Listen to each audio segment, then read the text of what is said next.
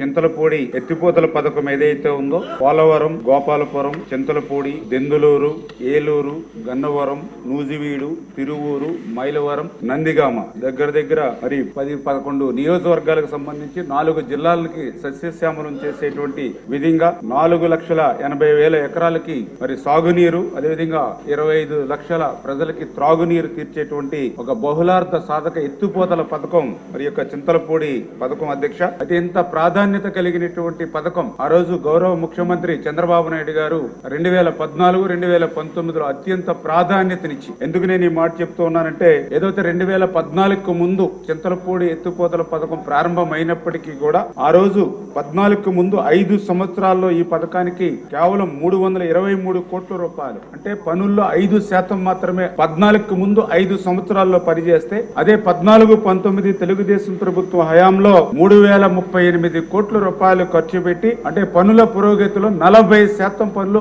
5 సంవత్సరాల్లో తెలుగుదేశం ప్రభుత్వ హయాంలో చేసినటువంటి పరిస్థితి అధ్యక్ష. మరి తర్వాత ఏదైతే 2019-2024 మరి గత ప్రభుత్వ 5 సంవత్సరాల్లో చూస్తే కేవలం 760 కోట్లు మాత్రమే, అంటే కేవలం 5% మాత్రమే పనులు ముందుకెళ్లినటువంటి పరిస్థితి అధ్యక్ష. అంటే ఈ రకంగా 40% ఆ రోజు తెలుగుదేశం ప్రభుత్వ హయాంలో చేసినటువంటి పనులను కూడా గత 5 సంవత్సరాల ప్రభుత్వం నిర్లక్ష్యం చేయడం వల్లే ఈ రోజు ఈ చింతలపూడి ఎత్తిపోతల పథకానికి ఈ రకమైనటువంటి దుస్థితి ఏర్పడినటువంటి పరిస్థితి అధ్యక్ష.